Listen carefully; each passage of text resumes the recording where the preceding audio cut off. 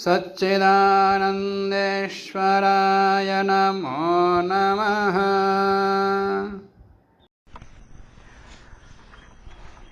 तो मीमांसा दर्शन को प्रारंभ करते हुए जैमिनी मुनि ने पहला सूत्र लिखा है कि अथा तो धर्म जिज्ञासा, अतः धर्म जिज्ञासा, अथा माने उसके पश्चात, अतः इसीलिए धर्म जिज्ञासा कर्तव्या, धर्म जिज्ञासा करनी चाहिए। ये हुआ शाब्दिक अर्थ। अथा माने अनंतर्य, मीमांसा के अनुसार बता रहा हूं। सामान्य रूप से देखा जाए अथ शब्दानुशासनम की व्याख्या करते हुए महर्षि पतंजलि ने क्या लिखा? अथ का अर्थ है वो अधिकार के लिए, अथ इत्ययम शब्दो अधिकारार्थ प्रयुज्यते शब्दानुशासनम नाम शास्त्रम अधिकृतम वेदितव्यम, उन्होंने ये लिखा। तो यहां भी वही अधिकार मान लें। अब यहां से हम धर्म जिज्ञासा, यह अधिकार सूत्र है, यहां से हम इस शास्त्र को प्रारंभ करते हैं। तो प्रारंभता के द्योतन के लिए अधिकार सूत्र के रूप में ये अथा तो धर्म जिज्ञासा इस प्रकार समझ सकते। ये लोग अथ का अर्थ शबर स्वामी आदि अनंतर अर्थ में भी अथ शब्द आता है, अनंतर अर्थ में भी अथ शब्द का अर्थ आता है। और मांगल के लिए तो मंगल ईश्वर का नहीं मानते, मंगल क्या करेंगे? तो ईश्वर का नहीं मानना, किसका स्मरण करोगे? अथ को या ओम शब्द को प्रयोग करेंगे तो मांगल को मान सकते हैं, तो ईश्वर को ही नहीं मानते। तो ईश्वर का द्योतक ओम को या अथ को मंगल कहां से आएगा? तो उधर जाएंगे ही नहीं। जो ईश्वरवादी है वो मांगल को मान लेगा, क्योंकि वो क्या कहते हैं, वो कंठ का भेदन करके ओम शब्द अथ शब्द निकले, ऐसा अर्थ है। तो इसलिए दोनों शब्द मांगलिक हेतु ऐसा श्लोक है। तो ओम का जैसा ही अथ शब्द को मान के मांगलिक को मानते हैं। तो इसको शेश्वरवादी बनाना पड़ेगा ब्राह्मण ग्रंथों के आधार पर। उपलब्ध है ही नहीं, जो है उसी आधार पर इस शास्त्र को देखेंगे। तो भाट दीपिका में इसका शावर भाष्य के जो विवेचन है उसके आधार पर जो सार निकलता सूत्र का अर्थ, शबर स्वामी ने सूत्रों का अर्थ नहीं लिखा, लिखा है वो भी विषय आएगा बहुत कम, ना के बराबर कहीं कहीं, पर उनके भाष्य के आधार पर सूत्र का अर्थ फिर पूरा स्पष्ट नहीं होता। इतनी लंबी व्याख्या में शब्दार्थ कहाँ है, सूत्र का अर्थ कहाँ है, ये मिल नहीं पाता। तो उनके सार के रूप में भाट दीपिका में लिखा है अथा, उसके बाद, किसके बाद? कहते हैं गुरुकुलवास पुरस्सरम सांग वेदाध्ययनानंतरम, माने गुरुकुल में गुरुजी के पास में निवास करते हुए, गुरुकुलवास पुरस्सरम, गुरुकुल में निवास करते हुए, सांग वेदाध्ययनानंतरम, अंगों 6 अंगों के साथ वेद का अध्ययन जिसका समाप्त हो गया हो, उसके बाद, अथवा उसके बाद, किसके बाद? इतने के बाद गुरुकुलों के नियमों के अनुसार व्रत आदि का करते हुए उनके निवास पूर्वक सांग वेदाध्ययनानंतरम, अतः माने हेतु में, हेतु मतलब अब सांग वेद का अध्ययन किया है, वेद का अध्ययन किया तो वेद वाक्यों का अर्थ जानना पड़ेगा। अर्थ जानने के लिए वेद का अध्ययन किया, माने शाब्दिक वेद का अध्ययन किया, कंठस्थीकरण कर दिया, बस अर्थ नहीं पता, जैसा श्रद्धा करते उसके बाद अर्थ पढ़ना पड़ता, वैसा ही वेद कंठस्थ कर लिया। अब वेद का अध्ययन किया है, वेद को कंठस्थ किया है, इसलिए इस हेतु से धर्ममीमांसा करनी चाहिए। तो अतः वेदाध्ययनस्य अर्थज्ञान रूप दृष्ट फलत्वात्, अतः शब्द का अर्थ हेतु में ले लिया, क्योंकि जो वेद का अध्ययन किया है, वेद कंठस्थीकरण किया है, वो अर्थ ज्ञान के लिए ही है, जो कि दृष्ट प्रयोजन है। वेद कंठस्थ क्यों किया? अर्थ जानने के, अर्थ जानने रूपी, अर्थ ज्ञान रूपी दृष्ट प्रयोजन के लिए। यदि अर्थ नहीं जानोगे, धर्ममीमांसा नहीं करोगे, उसको प्रयोजन नहीं है, फिर अदृष्ट मानना पड़ेगा। जिसको प्रयोजन नहीं है वो अदृष्ट मानना पड़ेगा। जैसे विश्वजित न्याय से, विश्वजित याग को यह प्रयोजन नहीं बताया तो वहां स्वर्ग की कल्पना कर लेते, वैसे ही यहाँ को प्रयोजन नहीं बताया, वेद कंठस्थ क्यों किया? स्वर्ग मिलेगा, तो विश्वजित न्याय से स्वर्ग की कल्पना हो जाती, पर दृष्ट पर रहते हुए दृष्ट कल्पना करना अन्याय है। इसलिए अर्थ ज्ञान रूप दृष्ट फलकत्वात्, अर्थ ज्ञान रूपी दृष्ट फल होने कारण से धर्म जिज्ञासा करनी चाहिए, माने अर्थ जिज्ञासा करनी चाहिए। यहाँ धर्म मतलब वेदार्थ धर्म, वेदार्थ ही धर्म है, क्योंकि वेद का अध्ययन किया है इस हेतु से धर्म जिज्ञासा करनी चाहिए। इसको मतलब क्या है, दृष्टिप्रयोजन मान रहे हैं ना, अर्थ को जानने के लिए ही दृष्टिप्रयोजन मान रहे हैं, तो यहाँ धर्म मतलब वेदार्थ ही है, तो वेदार्थ को ही धर्म मान रहे हैं। और आगे जाकर धर्म का अर्थ कुछ दूसरा ही ले जाते लोग, ये मीमांसक लोग। यहाँ इस सूत्र की व्याख्या में तो वेदार्थ को ही अतः का अध्ययन किया है, इसलिए इस हेतु से अर्थ की जिज्ञासा कर लेना चाहिए दृष्टप्रण होने के कारण से। यदि ही दृष्टप्रण है, नहीं तो फिर आदर्श कल्पना करनी पड़ती, बहुत कुछ दोष देते, ये इसमें बोलोगे ना वो बहुत लंबा झड़क नहीं दिया। तो धर्म जिज्ञासा माने वेदार्थ लिख रहे हैं, वो भी भाट दीपिका विकार भी। भाट दीपिका किसके है, किसने लिखा भाट दीपिका? खंडदेव। शास्त्र दीपिका पार्थ सारथी मिश्र।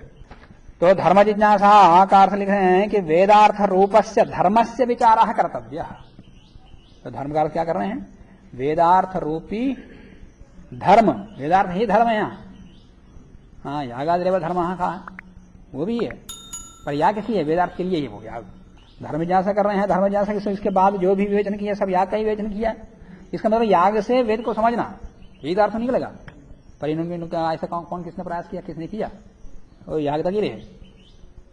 यहाँ सूत्रकार का अभिप्राय स्वयं ये लोग व्याख्या कर रहे हैं कि वेद का अध्ययन किया है इसलिए धर्म मीमांसा करनी चाहिए, माने अर्थ जिज्ञासा करनी चाहिए दृष्टप्रण रूपी होने कारण से।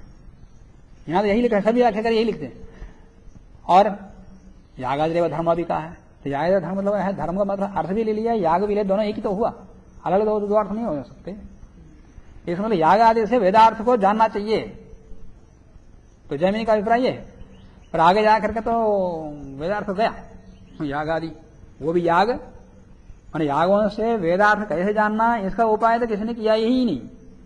ये मीमांसा का अनुचित जो मूल इस प्रकार के प्रतिज्ञा सूत्र है, प्रारंभिक सूत्र अपना विषय का प्रतिपादन कर रहे हैं, किस उद्देश्य से मीमांसा लिखी जा रही है, वो तो है ही उपयोग कहीं।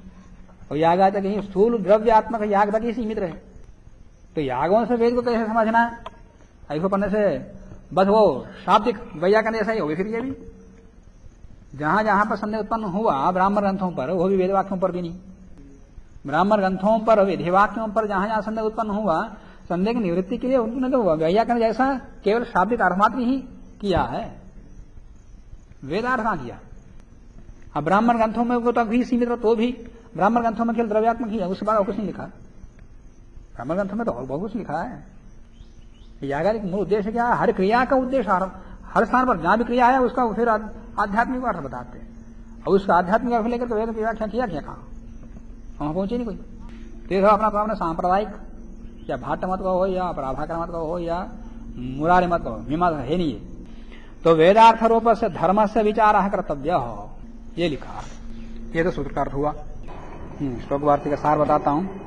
प्रारंभ में तो उन्होंने कुछ मंगलाचरण किया, मंगलाचरण करने के बाद मैंने कैसे परिश्रम किया, किस उद्देश्य से लिखा, वो भी अपना अभिप्राय बताया, उद्देश्य भी बताया, और बौद्धों के नास्तिकता के प्रभाव से कोई जबरदस्ती इसमें से दोष नहीं निकालना, ये भी लिखा है। न चात्र अतीव कर्तव्य दोष दृष्टि परः मनः, अपने मन को दोष को निकालने मत लगाओ, इसमें ऐसा लगाओ, ऐसे मन को ऐसे लगाओगे, दोष निकालने के लिए ही अपने मन को लगाओगे, पढ़ोगे इसको। दोषो ही अविद्यमानोऽपि तच्चित्तानां प्रकाशते, तच्चित्तानां दोषों को निकालने के चित्त वालों को उसी दृष्टि से इसमें लगोगे। अविद्यमानो भी दोष प्रकाशते, जो दोष विद्यमान है यही, वो जबरदस्ती निकलेगा दोष, ये दोष है। तो इसलिए उन्होंने भी खंडन किया दूसरों का। तो इस दृष्टि से वो इस प्रकार का उद्देश्य उन्होंने लिख दिया 10 श्लोकों तक। उसके बाद अथा तो धर्म जिज्ञासा की व्याख्या करते हुए लिखते हैं कि अथा तो धर्म जिज्ञासा सूत्रम आद्यम इदम कृतम। महर्षि जैमिनी मुनि ने यह पहला सूत्र लिखा है, धर्माख्यम विषयम वक्तुम मीमांसायाः प्रयोजनम। तो सूत्र का प्रयोजन या सूत्र का नहीं, शास्त्र का प्रयोजन क्या है, प्रयोजन बताना पड़ेगा। माने किसी भी ग्रंथ को प्रारंभ करने से पहले अनुबंध चतुष्टय बताना चाहिए, ये कहा जाता। माने अनुबंध चतुष्टय क्या है, 4 अवयव क्या है, विषय, संबंधी, संबंध, अधिकारी और प्रयोजन। ये 4 बताने पड़ेंगे, तब जाकर किसी प्रवृत्ति उसमें होती है। तो विषय ग्रंथ लिखा है, तो किस विषय को अधिकृत करके यह ग्रंथ लिखा जा रहा है, तो ग्रंथकार को बताना कर्तव्य होता है। तो इसलिए धर्माख्यम विषयम वक्तुम, धर्म रूपी विषय, प्रतिपाद्य विषय धर्मी है, तो विषय को योजित कराने के लिए सूत्रकार ने वक्तुम मीमांसायाः, मीमांसा का प्रारंभ किया है। बस यही इसका प्रयोजन ही है, माने धर्म इसका प्रतिपाद्य विषय है, ये विषय यही है धर्म, और प्रतिपाद्य विषय का ज्ञान हो जाना ही इसका प्रयोजन है। जिस उद्देश्य से ग्रंथ लिखा है वही इसका ज्ञान होना चाहिए, वही इस ग्रंथ का प्रयोजन रहेगा। तो इसका तात्पर्य अज्ञात धर्म का ज्ञान होना ही नहीं, अज्ञात धर्म जो है शास्त्र का विषय है, जो चीज तुमको अभी तक अज्ञात है उसको ज्ञान प्राप्त करना, वही अज्ञात विषय का प्रतिपादन ही इसका विषय है। और इसको पढ़ करके उसको जान लिया है तो ज्ञात धर्म इसका प्रयोजन है। अज्ञात धर्म का प्रतिपादन ही इसका विषय है, और ज्ञात धर्म ही इसका प्रयोजन है। जिस धर्म को इसका अध्ययन करके जान लिया है वो इसका प्रयोजन है। तो अथातो धर्म जिज्ञासा सूत्रम आद्यम इदम कृतम धर्माख्यम विषयम वक्तुम मीमांसायाः प्रयोजनम, ये पहले श्लोक में बता दिया। उसके बाद सर्वस्यैव हि शास्त्रस्य कर्मणो वापि कस्यचित् यावत् प्रयोजनम नोक्तम तावत् तत्केन गृह्यते। जब तक शास्त्र का प्रतिपाद्य विषय नहीं बताया जाए और उसका प्रयोजन न बताया जाए, कौन इसमें प्रवृत्त होगा? क्या कहते हैं? मंदोपि न प्रवर्तते प्रयोजनम अनुद्देश्य मंदोपि न प्रवर्तते। प्रयोजन के बिना कोई मूल व्यक्ति भी किसी क्रिया में प्रवृत्त नहीं होता। शास्त्र के अध्ययन में, वो भी ऐसे शास्त्र का जो अनेक शास्त्रों का आश्रित है, वेद का पढ़ा हुआ हो, पहले वेदांग भी पढ़ा हुआ हो, तब जाकर के इसमें प्रवेश होता। जो सामान्य रूप से एक एक विषय के ग्रंथ हैं वहां पर बताया, ये तो अनेक शास्त्रों का आश्रित ग्रंथ है। ऐसे वाक्य शास्त्र का, धर्म शास्त्र का प्रारंभ करने से पहले क्यों ना सूत्रकार प्रयोजन न बताए? अवश्य बताएगा। यावत् प्रयोजनम नोक्तम तावत् तत्केन गृह्यते, किसके द्वारा गृह्य हो? किसी के नहीं हो सकता, इसलिए प्रयोजन यहां बताएगा। या मीमांसाख्या तो विद्या इयम बहुविद्यांतराश्रिता, ये मीमांसा नाम का जो शास्त्र है ये अनेक विद्याओं के आश्रित है। ये न शुश्रूषयितुम शक्या प्राग अनुक्त्वा प्रयोजनम, इसलिए ऐसे अनेक विद्याओं के द्वारा आश्रित जो मीमांसा है उसको प्रयोजन नहीं बताया जाए, उसको सुनने के लिए, पढ़ने के लिए कोई प्रवृत्ति नहीं होगा। इसलिए यहां सूत्रकार स्वयं प्रयोजन बता दिया। विद्यांतरेषु नाप्येतत् यद्यपि इष्टं प्रयोजनम् अनर्थ प्राप्तं तावत् तेभ्यो नाशंक्यते क्वचित्। मीमांसायां तो इह अज्ञाते दुर्ज्ञाते वा अविवेकतः न्याय मार्गे महान् दोषः इति यत्नोपचर्यते उपचर्यता। तस्मात् प्रयोजनं पूर्वमुक्तं सूत्रकृतात् स्वयं। मीमांसायां तो इह अज्ञाते, मीमांसा के तत्वों को जो नहीं जानता, अज्ञात हो, या अविवेकता के कारण से, अज्ञानता के कारण से इसको उल्टा समझ लिया, दुर्ज्ञात हो गया है, आधा अधूरा समझ लिया है। न्याय मार्गे महान दोष, इन न्यायों के आधार पर जिन वाक्यों का अर्थ किया जाएगा उनमें महान दोष आएगा। इसलिए सूत्रकार ने स्वयं प्रयोजन इसका बता दिया है।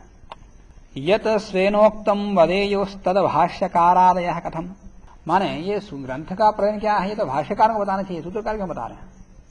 ये प्रयोजन आदि की व्याख्या भाष्यकारों का काम है, सूत्रकार ने क्यों बताया? तो इसके लिए बता रहे हैं, ये सूत्रकार नहीं बताया तो भाष्यकार हरेक आदमी अपने अपने ढंग का प्रयोजन निकालेगा। मुंडे मुंडे मतिर भिन्ना के आधार पर वो अपने अपने विवेक के आधार पर अपना अपना प्रयोजन निकालेगा। जैसे बौद्धों का हुआ, बुद्ध ने तो संक्षिप्त उनको उपदेश दे दिया, नहीं गुरु जी का, बुद्ध जी का आशय तो यह है, ऐसे 4 मत बन गए फिर। तो वैसे ही यहाँ भी हो सकता था, ऐसा ना हो, इसलिए सूत्रकार स्वयं बता दिया। सिद्धार्थम ज्ञात संबंधम श्रोतुम श्रोता प्रवर्तते शास्त्रादो तेन वक्तव्याः संबंधाः स प्रयोजनः। तो जिस शास्त्र का प्रतिपाद्य विषय बता दिया, प्रयोजन बता दिया, उन दोनों के बीच में संबंध भी बताना चाहिए। तो विषय बता दिया और प्रयोजन भी बता दिया, इन दोनों के बीच में संबंध नहीं बताया सूत्रकार ने। तो संबंध नहीं बताएंगे तो फिर असंबद्ध प्रलाप होगा। तो इसलिए शास्त्र आदि में अवश्य कहना चाहिए, परंतु सूत्रकार में बताने की न्यूनता दिखाई देती है। सूत्र में विषय बता दिया और प्रयोजन बता दिया, विषय का प्रयोजन के साथ क्या संबंध है ये नहीं बताया, ये थोड़ी न्यूनता सूत्र में दिखाई देती है, ऐसा पूर्व पक्ष कहता है। तो ये कहते हैं शास्त्रम प्रयोजनम चैव संबंधस्याश्रयौ उभौ तद उक्त्यंतर्गतः तस्मात् भिन्नो नोक्तः प्रयोजनम। प्रयोजनात् माने विषय जो संबंध होता है वो उभयनिष्ठ होता है, जो संबंध होता है वो उभयनिष्ठ होता है, दोनों में रहता, किसी एक में नहीं रह सकता। अब दोनों को बता दिया, इसमें दोनों के बीच का संबंध भी अपने आप द्योतित हो जाता, इसे सूत्रकार ने अलग से नहीं बताया। विषय बता दिया, प्रयोजन बता दिया, विषय का प्रयोजन के साथ क्या संबंध है ये अपने आप गृहीत हो जाता, बुद्धिमान ग्रहण कर लेता, इसलिए सूत्रकार ने अलग से नहीं बताया। माने दोनों के बीच में क्या संबंध हो सकता, अब आपने समझाएंगे फिर संबंध। मुख्य रूप से यह है कि धर्म प्रतिपाद्य विषय है, अज्ञात धर्म का प्रतिपादन करना ही इसका विषय है और उसको जानना ही इसका प्रयोजन है। मैंने दोनों के बीच में क्या हो सकता है, साध्य साधक भाव हो सकता है। एक साध्य है, साधन है, प्रयोजन साध्य है और विषय साधन है, तो शास्त्र साधन हो गया। तो साध्य साधन भाव संबंधी ही हो सकता है, अन्य हो सकता है, पर अन्य लोग अन्य ढंग से निकालते हैं। तो यावत प्रयोजनेन अस्य संबंधो न विधीयते असंबद्ध प्रलापित्वात् भवेत् तावत् असंगति ही। तो ये तो प्रलाप मात्र हो जाएगा, असंबद्ध प्रलाप हो जाएगा। इसलिए सूत्रकार ने भी बताया है, उस सूत्र नहीं है। यह तो आक्षिप्य संबंधम भाष्य एव अविधास्यते। इन दोनों के बीच के संबंध के विषय में भाष्यकार स्वयं बताएंगे। शबद स्वामी क्या बताएंगे, धर्म प्रसिद्ध सिद्धिभ्याम तस्मात् नान्यो अविधीयते। संकेत किया उस ओर। भाष्यकार आगे कहेंगे धर्म प्रसिद्धो वा स्यात् अप्रसिद्धो वा। शबद स्वामी शावर भाष्य में आएगा, यह धर्म प्रसिद्ध है या अप्रसिद्ध है। यह धर्म प्रसिद्ध है तो ज्ञान की जरूरत नहीं है, यह धर्म अप्रसिद्ध है तो जानेंगे तो भी ऊपर में आएगा ही नहीं, तो कभी जान ही नहीं सकते उसको, फिर धर्म जिज्ञासा क्यों करना। इस प्रकार प्रश्न उठा करके वहां पर संबंध के विषय में वहां समाधान में बता दिया कि वहां प्रतिपाद्य प्रतिपादक भाव, साध्य साधक भाव संबंध है, ऐसा भाष्यकार ने स्वयं कहा है। इसलिए मैं अलग से नहीं बताता, जो आएगा तो वहां उसके विषय में मैं व्याख्या करूंगा। अलग से इन दोनों के बीच में क्या संबंध है, मैं अलग से कोई संबंध का प्रतिपादन नहीं करता, ये उन्होंने लिखा। तो कुछ लोग कहते हैं यहां संबंध को साध्य साधक भाव क्यों समझना। अथ शब्द क्या है, अर्थ शब्द का अर्थ क्या है, अनंतर्य, इसका अर्थ है अनंतर, इसका अर्थ है अनंतर्य जो है प्रतियोगी की अपेक्षा करता है। किसकी अनंतर, किसी की प्रतियोगी तो रहनी चाहिए, किसकी अनंतर, इसकी अपेक्षा वो करता है। तो अनंतर्य जो प्रतियोगी है तो बस वही, वो कौन क्या लिया फिर प्रतियोगी, वेदाध्ययन, वेदाध्ययन के बाद धर्म जिज्ञासा करनी चाहिए, ऐसा कहा। तो वेद का अध्ययन ही इसका शास्त्रारंभ का हेतु है। शास्त्रारंभ का हेतु क्या है, वेदाध्ययन ही है, ऐसा कुछ लोग व्याख्या करते हैं। परंतु ये ठीक नहीं है, ये वार्तिकार कहते हैं। और जो भाष्यकार के आधार पर जो तुमने कहा कि धर्म प्रसिद्ध हुआ सिद्ध हुआ कहकर जब शंका उठा करके प्रश्न उठा करके भाष्यकार ने जो कहा है वो सारा समाधान साध्य साधक भाव रूपी संबंध ठीक नहीं है। तो यहाँ तो शास्त्र आरंभ का द्योतक तो वेदानंतर ही है, वेदाध्ययन ही है, ऐसा कुछ लोग कहते। तो उसके विषय में कहते न चापि अत्र अथ शब्देन शास्त्र संबंध उच्यते। अथ शब्द के द्वारा अनंतर्य अर्थ लेकर के वेदाध्ययन के बाद इसका जिज्ञासा करनी चाहिए, ऐसा जो संबंध बिठाते लोग है। न चापि अत्र अथ शब्देन शास्त्र संबंध उच्यते, वो ठीक नहीं है। क्यों, संबंधम क्रियोर ही एषः, ब्रूते शास्त्राचार्य पृथक। वेदाध्ययन के बाद धर्म जिज्ञासा करनी चाहिए। वेदाध्ययन का संबंध है जिज्ञासा के साथ है, शास्त्र के साथ है। वो दो क्रियाओं के बीच का संबंध है। वो वेदाध्ययन के बाद धर्म जिज्ञासा करनी चाहिए। वेदाध्ययन और धर्म जिज्ञासा इन दोनों के बीच का संबंध है। वो शास्त्र के साथ कहां? तो शास्त्राचार्य पृथक, वो दोनों क्रियाएं शास्त्र से पृथक है, अलग। शास्त्र में तो है ही नहीं। तो शास्त्र के द्वारा प्रतिपादित विषय और प्रयोजन, शास्त्र पढ़ने का जो प्रसिद्ध होने वाला प्रयोजन है, उन दोनों के बीच के संबंध को कैसे कह सकते हैं अर्थ के द्वारा? तो इस प्रकार का आनंतर्य लेकर के वेदाध्ययन का शास्त्र आरंभ के हेतु के रूप में इनका भ्रम क्यों हुआ? जो भी उसका प्रतिपादन करता है, तो इनसे पहले कोई व्याख्या किया है तो उसका खंडन ये कर रहे हैं। तो वेदाध्ययन के बाद जिज्ञासा करनी चाहिए। जिज्ञासा से मीमांसा ले रहे हैं। जिज्ञासा का जिज्ञासा और मीमांसा पर्यायवाची के रूप में लेते हैं लोग, परंतु ये दोनों पर्यायवाची है ही नहीं। इनका अभिप्राय है ये दोनों पर्यायवाची है नहीं। जिज्ञासा अलग अर्थ है, मीमांसा अलग अर्थ है। माने वेदाध्ययन का अर्थ जिज्ञासा के साथ है। वेदाध्ययन के बाद धर्म जिज्ञासा करनी चाहिए, इसका मतलब है वेदाध्ययन का और धर्म जिज्ञासा का संबंध है। जिज्ञासा से मीमांसा तो हुआ, तो मीमांसा शास्त्र के साथ वेदाध्ययन का संबंध है ना, ऐसा हम लोगों ने प्रतिपादन किया। दोनों में संप्रत्यय होने के कारण से दोनों को पर्यायवाची मान करके ये भ्रम हुआ है, वो ठीक नहीं है। क्यों? क्योंकि जिज्ञासा और मीमांसा दोनों भिन्न भिन्न अर्थक हैं, एक अर्थक नहीं है। भिन्न अर्थक हो तो फिर दोनों का भिन्न अर्थ क्या है? जिज्ञासा का अर्थ है ज्ञान की इच्छा, जो कि श्रोता के अंदर रहता। श्रोत्र विषय कहिए, माने वेद का अध्ययन किया है, मैं वेद का अध्ययन किया हूं, जाके गुरु जी के पास जाएगा, मुझे उसका अर्थ समझाओ, जिज्ञासा लेकर जाएगा ना वो। तो ये जिज्ञासा जानने की इच्छा रूपी जो चीज है वो किस में है? श्रोता में है। और मीमांसा का अर्थ है विचार, उसका गूढ़ विचार करना। वो कौन बताएगा? वो गुरु जी बताएंगे। वो तो श्रोता, वो तो वक्ता में है। ये दो क्रियाएं भिन्न भिन्न अधिष्ठित है, भिन्न भिन्न आश्रित है। जिज्ञासा श्रोता के अंदर है और मीमांसा वक्ता के अंतर्गत है। तो दोनों भिन्न भिन्न आश्रित क्रियाओं को एक कैसे मान सकते, एक वाची कैसे मान सकते, एक अर्थ कैसे मान सकते? वेदाध्ययन का जिज्ञासा का संबंध है, मीमांसा के साथ नहीं है। इसलिए मीमांसा शास्त्र के साथ प्रतिपाद्य प्रतिपाद्य भाव, साध्य साधन भाव संबंध हो ही नहीं सकता। इन्होंने यह खंडन किया। कुछ लोग वो मीमांसा वो सर्वस्वामी भी कहेंगे कि अर्थ शब्द का अर्थ के विषय में विचार कर सकते, वो भी कहेंगे, तो इन्होंने संकेत किया। तो अर्थ शब्द का आनंतर्य अर्थ है वेदाध्ययन रूपी क्रिया के अनंतर ही क्यों लेना? किसी अन्य क्रियाओं के द्वारा भी ले सकते, किसी अन्य क्रियाओं के अनंतर। तो अन्य क्रियाएं क्या है? कुछ हो सकता है। तो भिन्न भिन्न रूप से लोगों ने व्याख्या किया। कोई शबरी स्वामी तो नहीं कहा किन किन क्रियाओं के द्वारा अनंतर धर्म जिज्ञासा करनी चाहिए, लोगों ने क्या किया ये नहीं बताया, तो उनका खंडन किया बस। यहां वो ही आनंतर्य लेना है जो शास्त्र के साथ संबंध हो, जो उचित हो, इतना ही कह करके वो चल पड़े। तो वो अनंतर क्या क्या हो सकते हैं? इन्होंने कहा कि कुछ लोग कहते हैं शिष्य प्रश्न, माने शिष्य ने प्रश्न किया तो गुरु जी बताते उसके बाद। कोई वेद का अध्ययन किया किसी ने, तो वेद का अध्ययन किया, इनका अर्थ क्या है मुझे समझाओ। जिसको जानने की इच्छा हुई है वो किसी गुरु के पास आ गए, गुरु के चरणों में।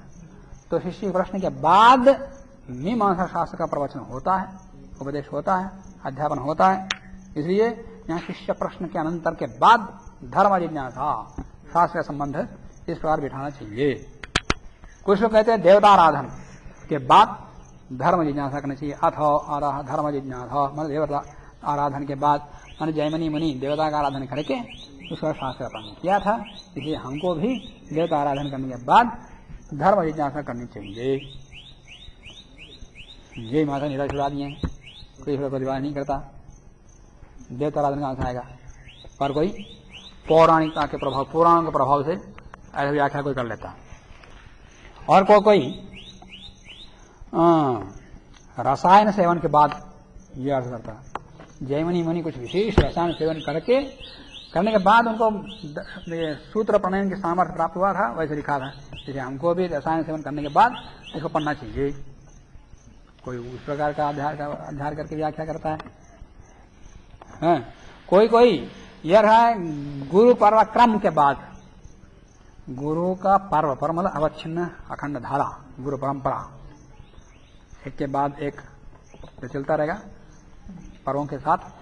तो गुरु पर्व क्रम के बाद माने ये गुरु परंपरा विच्छिन्न ना हो जाए, ऐसे धर्म को व्याख्या करो। क्यों? ये जैमिनी को भी कैसे मिला? न्याय रत्नकार ने लिखा ब्रह्मा प्रजापति मीमांसा प्रोवाच, उसमें पढ़ा हो, तुम लोगों ने पढ़ा होगा। मीमांसा जी ने लिखा है कि ब्रह्मा जी सबसे पहले प्रजापति को उपदेश दिया मीमांसा को, फिर सोपी इंद्राया, फिर प्रजापति ने इंद्र को दे दिया, सोपी आदित्याया, इंद्र ने आदित्य को उपदेश दिया, सच वशिष्ठाया, फिर आदित्य ने वशिष्ठ को दे दिया, सोपी पराशराया, वशिष्ठ ने पराशर को दे दिया, पराशर कृष्णद्वैपायन आया, कृष्णद्वैपायन आया, कृष्णद्वैपायन को दिया, सोपी जैमिनी है, फिर कृष्णद्वैपायन ने जैमिनी को दिया। फिर गुरु परंपरा विच्छिन्न हो जाए तो उस गुरु परंपरा के को आगे बना के रखने के लिए, उसके अंदर अनंतर्य बना के रखने के लिए फिर उन्होंने सूत्र प्रणाली करके उपदेश दे दिया। उस विद्या को पहले लिखित रूप में नहीं था, लिखित रूप में उन्होंने कर दिया। तो इस प्रकार से लेकर के वो गुरु पर्व क्रम के अनंतर हमको गुरु परंपरा कुछ मिला है, तो उसको आगे बढ़ाने के बाद, वो आगे बढ़ाने के लिए ये इसका अध्ययन अध्यापन करना चाहिए, ऐसा करते हैं। तो इन सारे कोई कोई का कोई संकल्प भिन्न भिन्न प्रकार से अध्ययन कर लिया लोगों ने, अनंतर ले लिया। तो उस विषय में कहते हैं यो अपि अयम शास्त्र संबंध वर्ण्यते कैश्चित आदितः, ये शास्त्रारंभ के हेतु के रूप में लोगों ने भिन्न भिन्न रूप से अथ शब्द की व्याख्या में लोगों ने लिखा है। क्रियानंतर्य रूप माने वेदाध्ययन रूपी क्रिया को छोड़ करके अन्य क्रियानंतर्यों को लेकर के, अन्य क्रियाओं का आनंतर्य को लेकर के अर्थ किया है।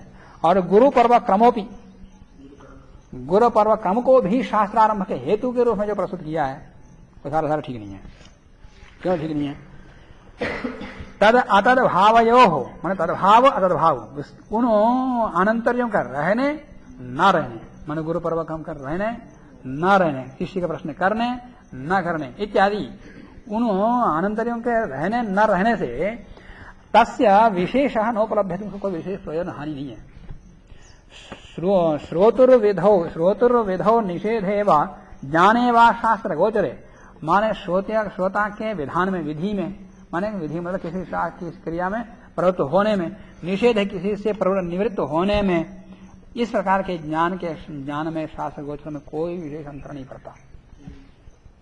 इसलिए शबर स्वामी ने कहा ऐसा अनंतरी यहां लेना, ऐसे क्रिया का अनंतरी लेना है जो शास्त्र के साथ प्रामाणिक सम्यक उचित जो होगा वो उसको बताना चाहिए। इतना ही कहा। तो तस्माद व्याख्यांगम इच्छद भी सा हेतु सप्रयोजन, सा हेतु के साथ और जो सप्रयोजन निष्प्रयोजन पर नहीं बताना, तुम्हें जो बताया साथ निष्प्रयोजन, कोई रहने ना रहने का प्रयोजन नहीं है। तो शास्त्रावतार संबंध वाच्य न अन्यस्तु निष्फला, शास्त्रावतार के रूप में वही संबंध बताना चाहिए जो सहेतु हो, सप्रयोजन हो, नान्यस्तु निष्फला, निष्फल अप्रामाणिक नहीं कहना चाहिए, इतना कहा। बस अलम। उसके बाद शबर स्वामी क्या कहते हैं, उसमें भी फिर वो विषय आएगा, वो भी अपने ढंग से कहेंगे। तो ये अथ शब्द का अनंतर्य अर्थ को लेकर के जो भिन्न भिन्न मत हैं उनको निराकरण करके यहां पर शास्त्र का प्रतिपाद्य विषय धर्म, अज्ञात धर्म का प्रतिपादन ही शास्त्र का विषय है, और प्रतिपादित धर्म को जानना ही उसका प्रयोजन है। और फिर शेष दो और अनुबंध है, अनुबंध चतुष्टय में दो बताया, दो और अधिकारी, जिसने वेद का अध्ययन किया वो इसका अधिकारी है, तीन बता दिया। चौथा कौन सा है? तो विषय हो गया, प्रेम हो गया, संबंध हो गया, अधिकारी भी, अधिकारी जिसने वेद का अध्ययन किया वही इसको जान सकता है अर्थ को, जिसने वेद को ही नहीं पढ़ा, जिसने अष्टाध्यायी याद नहीं किया उसको प्रथमावृत्ति में आभाष ज्ञान में आएगा, वो आएगा ही नहीं, जिज्ञासा भी नहीं करेगा, करेगा तो उसको पढ़ाने वाला पढ़ाएगा ही नहीं। तो उसका अधिकारी वही है जिसने अष्टाध्यायी याद किया। तो यहाँ का भी ऐसा ही है कि वाक्य मीमांसा है, अर्थ मीमांसा है, धर्म मीमांसा अर्थ मीमांसा है। जिसका अर्थ जानना चाहते हो, विचार करना चाहते हो, वो उन शब्दों को पहले कंठस्थ करना पड़ेगा तुमको, अष्टाध्यायी जैसा वेद को कंठस्थ करना पड़ेगा। जिसने वेद का अध्ययन किया है, वेद को कंठस्थ किया है, वही इसका अधिकारी है। अकेले बने कंठस्थ करने से मात्र वाक्य का रचना सीधा बता दें, विवेचन में समझ नहीं आएगा। तो पहले शब्द का विवेचन जानना पड़ेगा और शब्दार्थ जानना पड़ेगा। शब्दार्थ जानने के लिए व्याकरण और निरुक्त पढ़ना पड़ेगा, और वेद के वाक्य छंदोबद्ध हैं तो छंद शास्त्र पढ़ना पड़ेगा। उन सारे पढ़ने का पढ़ के यहाँ आओ, फिर हम वाक्य का अर्थ क्या है वो समझाते हैं। उस प्रकार विवेचन यहाँ है ही नहीं जो ये लोग व्याख्या किए। ये तो केवल कर्म की मीमांसा कर रहे हैं, अर्थ मीमांसा नहीं कर रहे हैं। वाक्य माने वेद का अर्थ की मीमांसा नहीं करते, कर्म मीमांसा करते हैं।